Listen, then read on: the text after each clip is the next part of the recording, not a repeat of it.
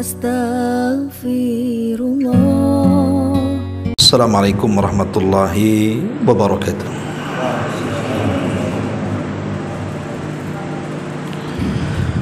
Alhamdulillah wassalatu wassalamu ala Rasulillah wa ala alihi wa sahbihi wa mawalah wa la hawla wa la quwata illa billahi wa ba'du.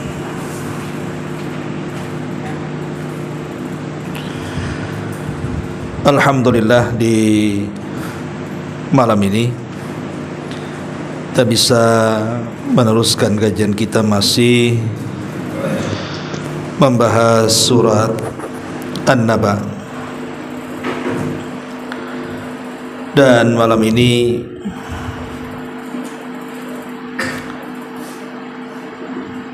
kita akan meneruskan ayat dari surah An-Naba. Kemarin kita sudah masuki ayat keberapa ya?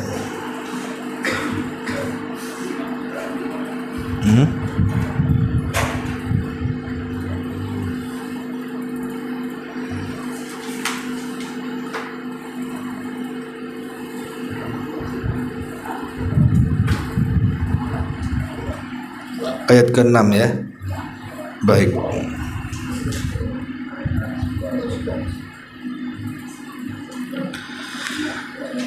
A'udzubillahi minasyaitonir rajim. Bismillahirrahmanirrahim. Alam naj'alil arda mihada. Bukankah kami telah menjadikan bumi itu sebagai hamparan? Wal jibala autada, dan gunung-gunung sebagai pasak. Wa khalaqnakum azwaja, dan kami jadikan kalian berpasang-pasangan. Wa ja'alna naumakum subata, dan kami jadikan tidur kalian untuk beristirahat. Wa ja'alna al-laila libasa, dan kami jadikan malam sebagai pakaian dari kalian.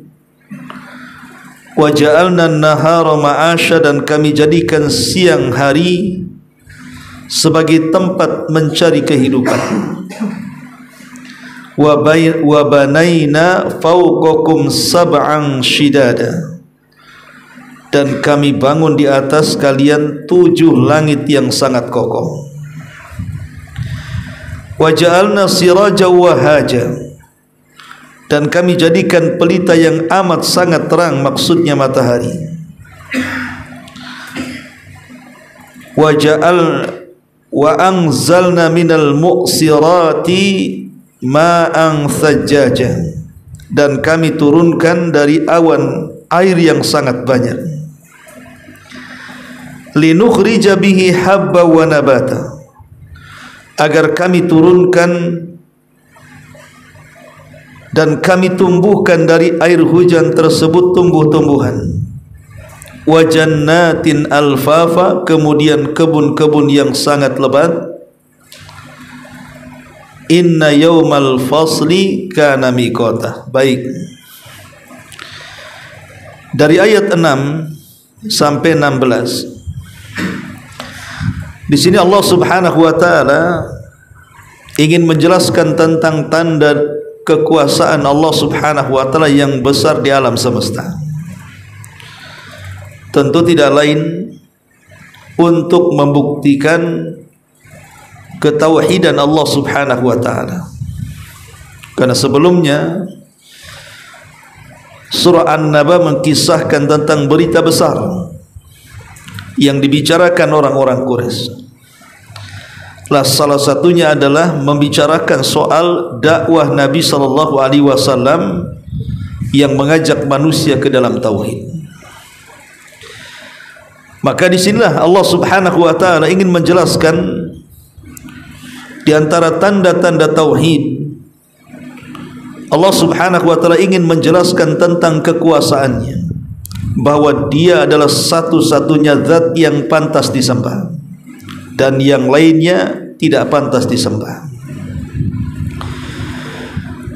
Allah Subhanahu wa taala memulakan dengan kata-kata alam naj'alil arda mihada.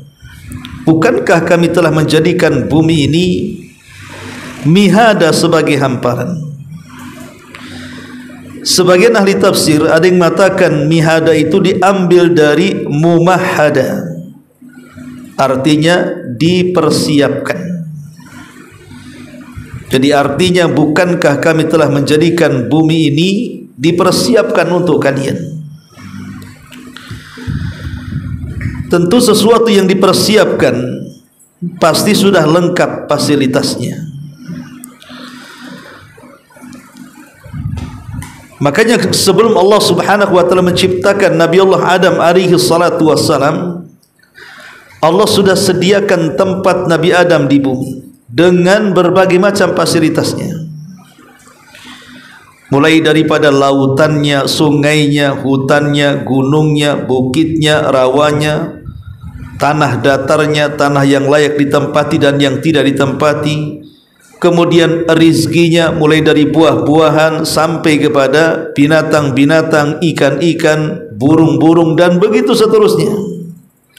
Allah Subhanahu wa taala mempersiapkan ini untuk umat manusia sejak zaman Nabi Adam sampai hari ini, bahkan sampai kiamat dibangkitkan. Dan ini tanda-tanda kuasa Allah Subhanahu wa taala yang memanjakan kita makhluknya. Sebelum menciptakan kita, Allah sudah sediakan fasilitasnya. Itu artinya mumahada. Ada juga yang mengatakan maksudnya alam naj'alil arda mihada. Mihad itu diambil dari kata mahdan, artinya kasur yang disiapkan untuk bayi.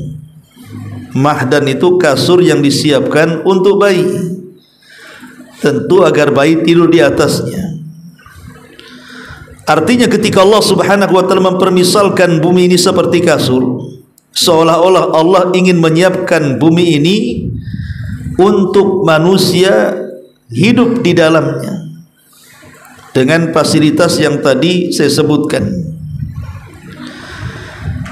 Dan ketika Allah Subhanahu wa taala menciptakan bumi dalam kondisi dipersiapkan dengan segala fasilitasnya, itu mudah bagi Allah Subhanahu wa taala. Tidak ada yang sulit bagi Allah Subhanahu wa taala. Dan ini adalah nikmat yang luar biasa yang Allah Subhanahu wa taala anugerahkan kepada kita. Ma'asyiral muslimin wal muslimat rahimani wa rahimakumullah. Jadi bumi ini adalah salah satu kuasa Allah. Tidak ada yang bisa menciptakan bumi kecuali Allah Subhanahu wa taala. Kemudian Allah Subhanahu wa taala mengatakan wal jibala autada, dan gunung-gunung sebagai pasak. Autad atau diambil dari kata watad, itu dalam bahasa Arab adalah bentuk jamak dari autad. Jadi autad itu jamak daripada watad, berarti pasak-pasak.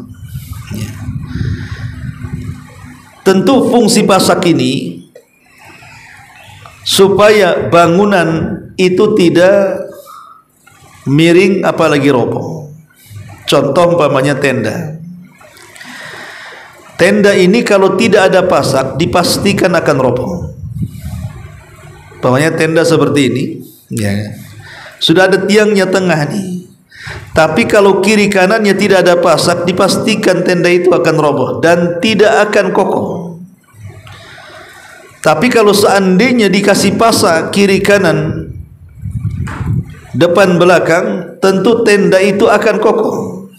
Begitulah kondisi bumi, dia akan kokoh ketika gunung itu ditancapkan menjadi pasaknya, sehingga manusia akan mampu berjalan tanpa harus terkena lini, terkena gempa, oleng ke kanan dan ke kiri. Manusia bisa berjalan dengan tegap dan seimbang. Itu karena fungsi bumi, fungsi gunung yang memasak bumi. Dan kalau kita lihat gunung yang menjulang, anggaplah Himalaya atau gunung-gunung yang lainnya yang ketinggiannya tertinggi di dunia, Kita tahu bahwa logika pasak itu sesuatu yang nancap harus lebih dalam dibandingkan yang keluar. Pasak ini kalau kita tancapkan tentu yang masuk ke dalam tanah harus lebih panjang dibandingkan yang muncul ke atas bumi kan. Sebab kalau tidak masuk lebih ataupun yang ke atas lebih panjang dibandingkan yang nancap, dipastikan pasak itu tidak akan kuat. Artinya bahwa gunung itu sebenarnya yang menancap ke bumi itu jauh lebih besar dan lebih panjang dibandingkan yang menjulang ke langit. Makanya gunung itu sangat kokoh sekali, karena memang Allah Subhanahu wa taala tancapkan sedemikian dalam, tidak lain dan bukan untuk menstabilkan bumi supaya tidak gempa dan lini. Makanya lihat ketika ada lempengan-lempengan yang bergeser dari bawah gunung, pasti terjadi gempa. Nah, dari sini kita tahu bahwa fungsi gunung itu adalah pasak untuk menyeimbangkan bumi. Untuk apa bumi seimbang? Untuk manusia, supaya manusia kalau berjalan kaki tidak miring, tidak oleng, tegap, kokoh. Begitu juga ketika berkendaraan. Maka Allah Subhanahu wa taala dengan menciptakan gunung membuat ketenangan untuk umat manusia, sehingga mereka bisa safar ke sana kemari tanpa harus takut adanya gempa. Dan ini kuasa siapa kalau bukan kuasa Allah? Karena tidak ada yang sanggup menciptakan gunung melebihi Allah Subhanahu wa taala. Kemudian Allah Subhanahu wa taala mengatakan wa khalaqnakum azwaja. Ma'asyiral muslimin wal muslimat rahimakumullah. Sedikit faedah tentang gunung ini. Bicara sedikit soal gunung, banyak pelajaran yang bisa kita petik ketika kita ini memandang gunung. Karena sebenarnya sering kita mengistilahkan orang yang kuat pendirian biasanya diistilahkan dengan gunung, bahwa orang itu sekokoh gunung. Begitulah seorang muslim ya. Jadi seorang muslim dalam menghadapi sebuah cobaan hidup, maka layaknya gunung yang dihantam angin kencang, diguyur hujan, kemudian diteriki panas dan begitu seterusnya. Mungkinkah gunung goyah? Tidak. Gunung tidak akan goyah. Sekencang apapun angin, sederas apapun hujan, sepanas apapun matahari, gunung itu tetap akan menjulang dan kokoh dan tidak akan goyang. Begitulah seorang muslim. Harusnya seorang muslim itu seolah-olah dia seperti gunung yang kokoh. Maka cobaan apapun yang menghantam dirinya, maka dia harus kokoh sekokoh gunung. Jadi sebenarnya kalau kita memandang gunung itu, hendaklah kita merenung bahwa di pandangan kita kepada gunung itu ada tanda-tanda kuasa Allah. Kita bisa mengambil hikmah di antara hikmah gunung adalah kokohnya ketika mendapatkan ujian. Ini yang pertama. Yang kedua, ketika kita memandang gunung, kita perhatikan gunung ini, kalau kita naik ke atasnya, kemudian memandang dari atas gunung ke bawah, maka kita akan melihat pemandangan yang luar biasa kan. View-nya luar biasa. Kenapa villa-villa di atas lereng-lereng bukit itu menjadi mahal harganya? Sebenarnya harga bangunannya sama saja dengan di bawah lereng gunung. Tetapi karena view-nya yang luar biasa, pemandangannya yang luar biasa, akhirnya villa yang biasa saja menjadi mahal harganya. Bahkan nginap di villa saja melebihi menginap di hotel-hotel mewah di bawah gunung. Yang ingin saya katakan adalah ketika kita berada di puncak gunung kemudian melihat dengan pandangan yang lepas, sejauh mata memandang terhampar sawah, kebun, ladang dan begitu seterusnya. Sebenarnya Ini harus lebih mendekatkan diri kita kepada Allah Subhanahu wa taala. Betapa mampunya Allah menciptakan makhluk seindah hamparan di depan kita saat kita di atas gunung. Dan itu bahan tafakur sebenarnya. Ini yang kedua. Kemudian yang ketiga, bahwa ketika seseorang memandang gunung, harusnya manusia menyadari betapa kecilnya kita dan lemahnya kita dibandingkan kokoh dan kuatnya gunung. Sehingga kita tidak boleh sombong dengan Allah Subhanahu wa taala. Dengan ciptaan yang lain saja kita tidak lebih kuat. Dengan ciptaan Allah yang lainnya saja kita tidak lebih kokoh. Kita ini makhluk yang rapuh, yang lemah. Lalu apa yang disombongkan di hadapan Allah Subhanahu wa taala? Dengan gunung saja tidak lebih kuat. Ma'asyiral muslimin wal muslimat rahimani wa rahimakumullah. Dan yang terakhir, gunung sebagai pengingat hari kiamat. Karena di antara tanda-tanda besar kehancuran alam semesta yang banyak dijelaskan dalam Quran dan hadis, salah satunya bicara soal kehancuran gunung. Di mana Allah Subhanahu wa taala akan mencabut gunung dari pasaknya, kemudian akan melayangkan ke langit, kemudian saling bertubrukan sehingga tinggal kerikil abu pasir yang kembali ke bumi seperti kapas yang tidak ada kekuatannya, melayang begitu saja. Jadi saat kita melihat gunung, berarti kita diingatkan dengan hari kiamat. Wal jibala autada. Kemudian Allah Subhanahu wa taala mengatakan wal jibala autada, dan kami jadikan gunung-gunung itu sebagai pasang. Wa khalaqnakum azwaja, dan kami jadikan kalian berpasang-pasangan.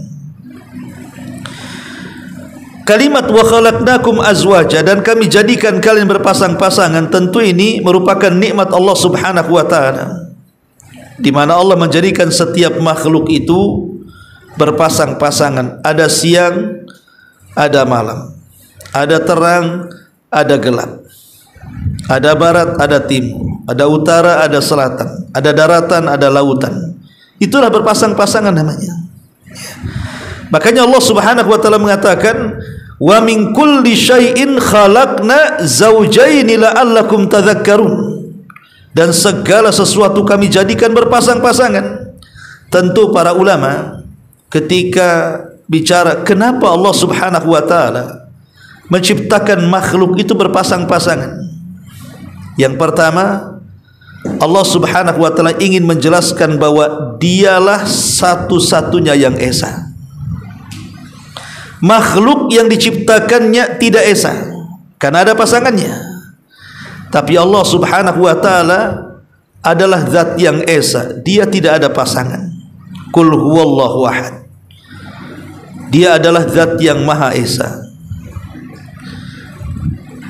Dan Allah juga mengatakan dalam Al-Quran surah Al-Jin ayat 3, wa annahu ta'ala jaddu rabbina mattakhadha sahibatan wala walada. Dan bahwasannya maha tinggi kebesaran Rabb kami, dia tidak beristri, tidak pula beranak. Menunjukkan bahwa Allah tidak punya pasangan karena tidak punya istri, dan tidak punya anak daripada pasangan. Pasangan saja tidak punya, macam mana dia punya anak? Karena memang Allah Subhanahu wa taala tunggal, dan Allah Subhanahu wa taala zat yang maha esa. Inilah kenapa Allah Subhanahu wa taala menciptakan makhluk itu berpasang-pasangan supaya berbeda dengan dirinya. Dia zat yang tunggal, yang esa, yang tidak punya pasangan. Yang kedua, tentu hikmah berpasang-pasangan khususnya kepada kita manusia. Kenapa Allah Subhanahu wa taala menciptakan kita berpasang-pasangan? Ada laki-laki, ada perempuan. Allah Subhanahu wa taala menyebutkan dalam surah Rum ayat 21, di mana Allah Subhanahu wa taala mengatakan, wa min ayatihi an khalaqalakum min anfusikum azwaja litaskunu ilaiha wa ja'ala bainakum mawaddatan wa rahmah inna fi dzalika laayatin liqaumin yatafakkarun. Dan di antara tanda-tanda kuasanya, dia menciptakan untukmu istri-istri dari jenismu sendiri. supaya kamu cenderung dan merasakan tentram kepadanya, dan dijadikannya di antara kamu rasa kasih dan sayang. Sesungguhnya pada yang demikian itu benar-benar terdapat tanda-tanda bagi orang-orang yang berfikir.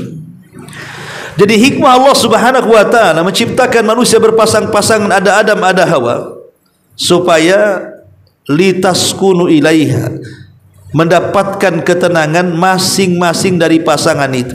Suami mendapatkan ketenangan dari istri, dan istri juga mendapatkan ketenangan dari suami. Kemudian lahirlah cinta dan kasih sayang. Itulah tujuannya. Waja'alna, dan kami jadikan, wa khalaqnakum azwaja, dan kami ciptakan kalian berpasang-pasangan. Allah mengatakan, waja'alna naumakum subata, dan kami jadikan tidur kalian untuk beristirahat. Wa ja'alna al-laila libasa, dan kami jadikan malam sebagai pakaian dari kalian. Ma'asyiral muslimin wal muslimat rahimakumullah. Di sini Allah Subhanahu wa taala menyebutkan di antara tanda-tanda kuasa Allah Subhanahu wa taala adalah Allah jadikan malam itu untuk beristirahat, untuk tidur. Kenapa? Ya. Disinilah tanda-tanda kuasa Allah Subhanahu wa taala bahwa kita ini lemah di hadapan Allah Subhanahu wa taala. Allah itu tidak pernah tersentuh dengan kantuk, apalagi tidur. Sebab kalau seandainya Allah Subhanahu wa taala tersentuh dengan kantuk apalagi tidur, sebagaimana Allah Subhanahu wa taala berfirman dalam ayat kursi, la ta'khudhuhu sinatun wala naum. Allah tidak tersentuh dengan kantuk, dan Allah juga tidak tersentuh dengan tidur. Nabi Musa alaihi salatu wassalam satu hari bertanya kepada Allah Subhanahu wa taala soal apakah Allah itu tidur. Maka Allah Subhanahu wa taala memerintahkan malaikat supaya mendatangi Nabi Musa alaihi salatu wassalam. Kemudian disuruhnya Nabi Musa memegang dua bejana di tangan kiri kanannya dan disuruh berdiri. Kemudian dua bejana itu diletakkan air di atasnya. Begini, ya. Kemudian Nabi Musa alaihi salatu wasallam bertanya, sampai kapan? Sampai kapan ya Rabb posisiku seperti ini? Maka Nabi Musa kemudian terus sampai akhirnya kelelahan. Setelah kelelahan kemudian ngantuk. Saat ngantuk itulah dia kaget, terjatuhlah satu bejana di salah satu tangannya. Dia pun kaget, sehingga kemudian dia masih bertahan yang satunya. Setelah dia ngantuk berat, akhirnya dia tidur, jatuh juga bejana itu. Maka Allah Subhanahu wa taala katakan kepada Musa, wahai Musa, kalau Tuhanmu tidur apalagi tersentuh ngantuk, seperti kamulah kondisinya, pasti alam semesta ini akan hancur berantakan. Kalau Allah sampai tidur, tidak mengatur alam semesta ini, sebentar saja galaksi itu, planet-planetnya bertabrakan satu dengan yang lain, kiamat dunia ini. Ya. Artinya bahwa tidak tidurnya atau tidak ngantuknya Allah Subhanahu wa taala itu sifat sempurna bagi Allah, tapi tidak sempurna kepada makhluk. Antum kalau tidak tidur, antum dibilang sakit, ya. Karena kita tahu bahwa kurang tidur itu bisa menyebabkan berbagai macam masalah kesehatan. Bisa saja risiko jantung, diabetes, obesitas, gangguan mental, kadang-kadang bisa menyebabkan kecelakaan saat berkendaraan gitu kan, ngantuk sebentar atau nabrak orang, kecelakaan tunggal atau nabrak yang lainnya. Jadi bisa saja orang kurang tidur itu mencelakakan dirinya sendiri. Makanya Allah Subhanahu wa taala dengan rahmatnya mengkasihani kita, memberikan sebuah nikmat yang besar, bahwa manusia itu harus tidur, dan tidur itu adalah nikmat yang Allah Subhanahu wa taala anugerahkan kepada kita. Dengan cara apa Allah Subhanahu wa taala bagi waktu? Kapan manusia tidur, kapan manusia bekerja? Maka diciptakannya ada siang dan ada malam. di mana malam hari itu Allah buat gelap dengan cahaya yang tidak terang dari bulan, dan Allah jadikan siang itu penuh dengan cahaya dari matahari sehingga bumi terasa panas. Dari situ kita tahu bahwa oh, ada waktu kapan tidur, kapan bekerja. Kalau sudah malam itu waktunya istirahat. Makanya Allah buat cuaca memang bisa tidur, digelapkan bumi ini. Dan siang sengaja Allah tidak gelapkan, diterangkan seterang-terangnya supaya darah ini mendidih dan bergerak. Dan itu kuasa Allah subhanahu wa ta'ala. Allah jadikan malam untuk tidur dan juga siang untuk bekerja. Makanya Allah subhanahu wa ta'ala mengatakan, wa min ayatihi manamukum bil laili wan nahar wabtighaukum min fadli inna fi dzalika la ayatin liqaumin yasmaun. Dan dari tanda-tanda kuasa Allah, tidur kalian di malam hari dan sedikit di siang hari, dan kalian mencari dari karunia Allah di siang hari. Sesungguhnya pada yang demikian itu ada tanda-tanda kekuasaan Allah bagi orang yang mau mendengarkan ayat-ayatnya. Ma'asyiral muslimin wal muslimat rahimani wa rahimakumullah. Setelah kita tahu bahwa tidur adalah tanda dari tanda-tanda kuasa Allah berdasarkan surah Rum ayat 23 tadi, maka Al-Imam Ibnul Qayyim rahimahullahu ta'ala dalam Zadul Ma'ad mengatakan setidaknya tidur itu memiliki dua manfaat penting. Kata Imam Ibnul Qayyim dalam kitabnya Zadul Ma'ad mengatakan bahwa setidaknya tidur itu memiliki dua manfaat penting. Yang pertama, untuk menenangkan dan mengistirahatkan tubuh setelah beraktivitas seharian, supaya kembali memiliki energi, tenaga, sehingga badannya tidak lemas. Allah katakan, wa ja'alna naumakum subata, kami jadikan tidurmu untuk beristirahat.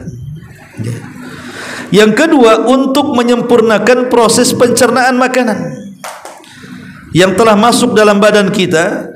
Karena pada waktu tidur dikatakan panas alami badan meresap ke dalam tubuh sehingga membantu mempercepat proses pencernaan makanan kita ini. Dari sini kita tahu ini tanda kuasa Allah, ya, mempercepat proses makanan yang sudah kita makan di siang hari supaya tidak menjadi penyakit, bahkan tersaring mana yang jadi penyakit, mana yang menjadi daging, mana yang menjadi darah, dan begitu seterusnya. Ini kuasa siapa kalau bukan kuasa Allah subhanahu wa ta'ala. Wa ja'alna naumakum subata wa ja'alna al-laila libasa. Ma'asyiral muslimin wal muslimat rahimakumullah. Kemudian Allah subhanahu wa ta'ala mengatakan, wa ja'alna al-laila libasa wa ja'alna an-nahara ma'asha, dan kami jadikan malam sebagai pakaian dari kalian, dan kami jadikan siang sebagai tempat mencari penghidupan bagi kalian. Karena kita bisa bayangkan ikhwan, Allah bisa saja membuat siang sampai kiamat, sebagaimana Allah juga mampu membuat malam sampai kiamat. Coba bayangkan kalau Allah membuat siang sampai kiamat, apakah manusia bisa istirahat? Ataukah kalau seandainya Allah jadikan malam sampai kiamat, apakah manusia bisa bekerja? Tentu akan ada kesulitan di sini. Tapi Allah subhanahu wa ta'ala jadikan alam ini seimbang, ada siang dan ada malam, di mana malam muncul bulan dan siang muncul matahari, dan dua-duanya memiliki manfaat yang luar biasa.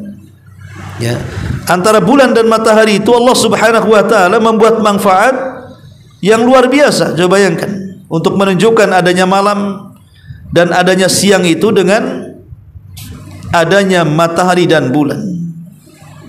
Lalu apa fungsinya?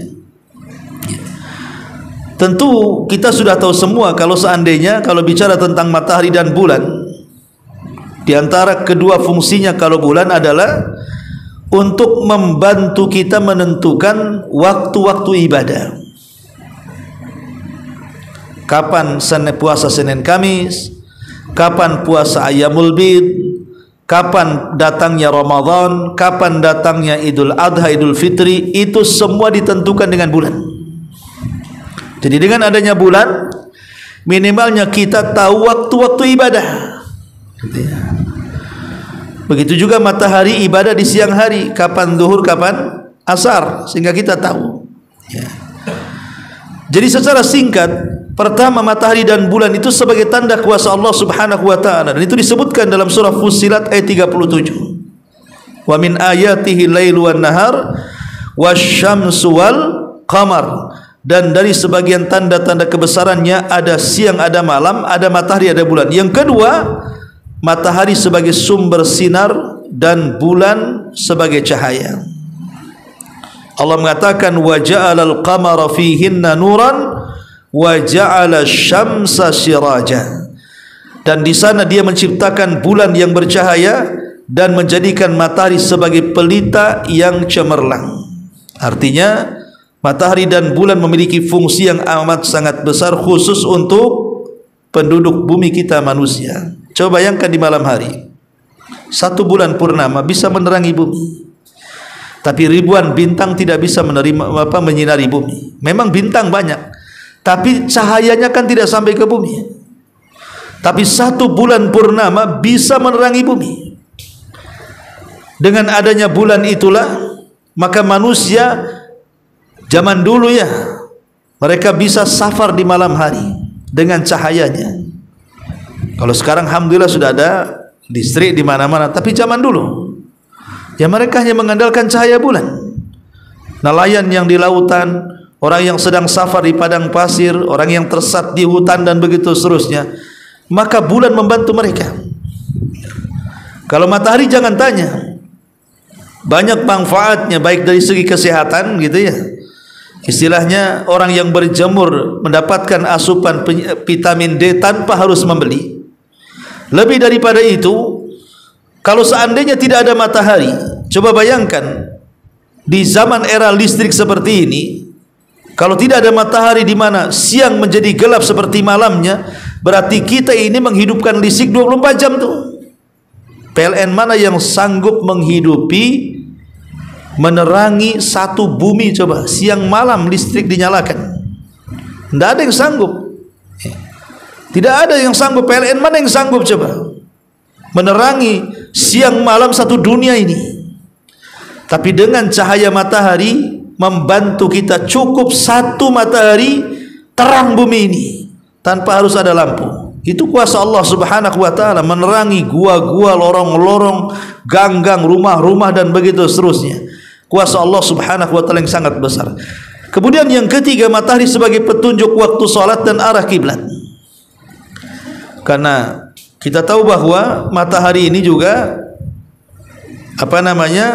sebagai pengarah kiblat. Kalau kita sedang sholat dan kita tidak tahu arah kiblat, maka kita tinggal melihat matahari saja kan. Kalau dari sini tuh, oh dari barat berarti kiblat ke sana. Kan fungsinya seperti itu. Kalau bulan sudah jelas lah. Artinya banyak ibadah-ibadah dalam Islam itu ditentukan dengan bulan. Ma'asyiral muslimin yang muslimat yang dimuliakan Allah Azza wa Jalla, dan lebih daripada itu, matahari dan bulan juga sebagai tanda dari tanda-tanda hari kiamat, terjadinya gerhana. Itu tanda dari tanda-tanda kiamat. Bahkan nanti ketika kiamat dibangkitkan, justru matahari dan bulan akan disatukan, kemudian akan dimasukkan ke dalam jahanam. Untuk apa? Satu, untuk menjadi bahan bakar jahanam. Yang kedua, untuk membantah para penyembah matahari dan bulan kalau matahari dan bulan bukan Tuhan. Makanya keduanya kemudian dibenamkan ke dalam neraka untuk membuktikan bahwa matahari dan bulan bukan Tuhan. Ma'asyiral muslimin yang dimuliakan Allah Azza wa Jalla. Makanya di sini Allah mengatakan wa ja'alna siraja wa haja, dan kami jadikan pelita yang amat sangat terang, maksudnya matahari.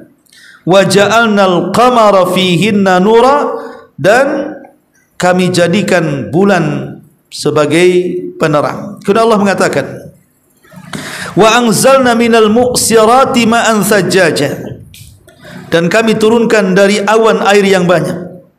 Linukhrija bihi habba wa nabata, agar kami turunkan dan tumbuhkan dari air hujan itu tumbuh-tumbuhan. Wa jannatin alfafa, kemudian kebun-kebun yang sangat lebat. Ayat ini bicara tentang kuasa Allah Subhanahu wa ta'ala, yang lainnya adalah turunnya hujan.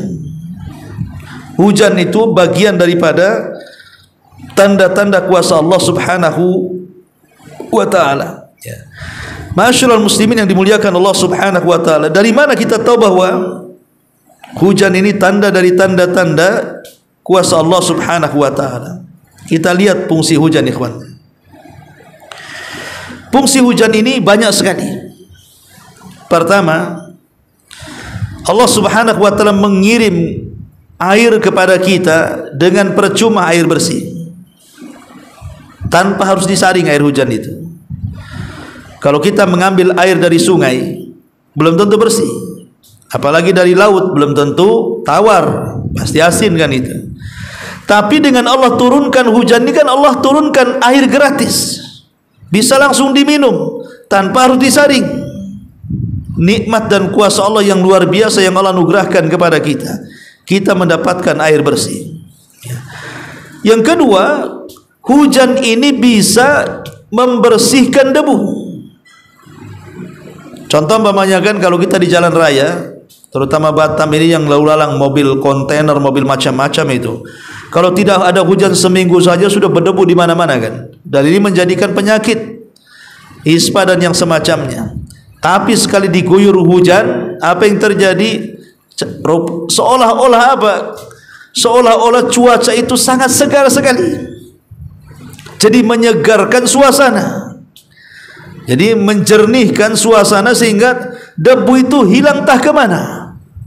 Jadi betul-betul kondisinya cuaca menjadi sehat, angin menjadi segar, dan itu tanda-tanda kuasa Allah Subhanahu wa ta'ala.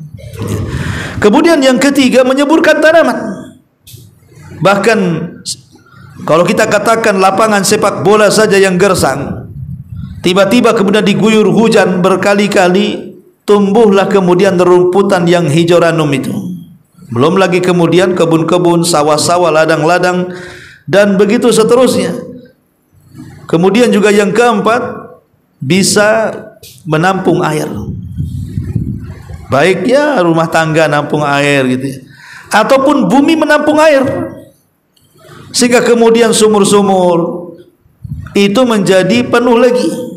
Dan kapanpun kita mengambilnya bisa saja, karena Allah Subhanahu wa ta'ala dengan keajaibannya bisa saja kemudian memasukkan air ke bumi itu dan tidak akan ditampung, akhirnya masuk ke dalam kan. Tapi Allah tidak jadikan seperti itu. Tapi Allah sengaja ditampung, tidak meresap ke dalam bumi. Untuk siapa kalau bukan untuk manusia? Lah ini juga salah satu kuasa Allah Subhanahu wa ta'ala.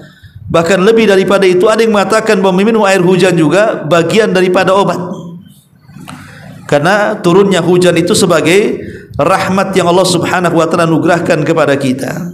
Artinya hujan itu wujud nyata daripada rahmat Allah Subhanahu wa ta'ala untuk makhluknya. Bahkan boleh jadi hujan itu menjadi pertolongan bagi wali-walinya, sebagaimana Allah Subhanahu wa ta'ala menyebutkan dalam surah Al-Anfal saat perang Badar, di mana Allah mengatakan idh yughashshikumun nu'asa amanatan minhu wa yunazzilu 'alaikum minas sama'i ma'an liyutahhirakum bi wa yudhhiba ankumur rizza syaitan wa liyarbita 'ala qulubikum wa yuthabbita bihil aqdam. Ingatlah ketika Allah menjadikan kamu mengantuk sebagai satu penentraman dari Allah, dan Allah menurunkan kepadamu hujan dari langit untuk mensucikan kamu dengan hujan itu dan menghilangkan dari kamu gangguan setan, dan untuk menguatkan hatimu dan memperteguh dengannya telapak kakimu untuk berjalan. Al-Imam Ibnu Jarir At-Tabari mengatakan, hujan yang dimaksud di sini adalah hujan yang Allah turunkan dari langit ketika perang Badar, dengan tujuan mensucikan orang-orang yang beriman untuk salat mereka.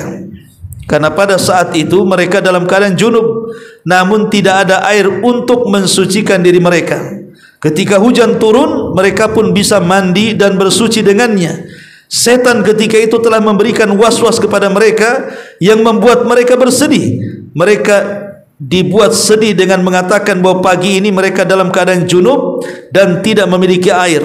Maka Allah hilangkan was-was tadi dari hati mereka karena sebab turunnya hujan. Hati mereka pun semakin kuat turunnya hujan ini pun menguatkan langkah mereka. Inilah pertolongan Allah kepada mereka dan wali-walinya. Dengan sebab itulah perang Badar dimenangkan oleh kaum muslimin. Lihat ya, bagaimana hujan itu menolong wali-wali Allah subhanahu wa ta'ala.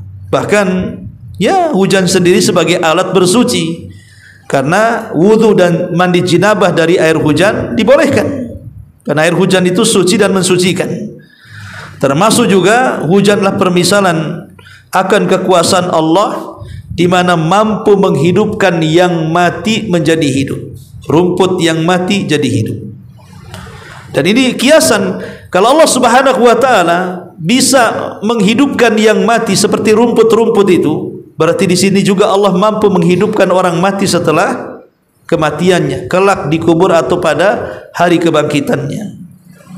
Ma'asyiral muslimin wal muslimat rahimakumullah.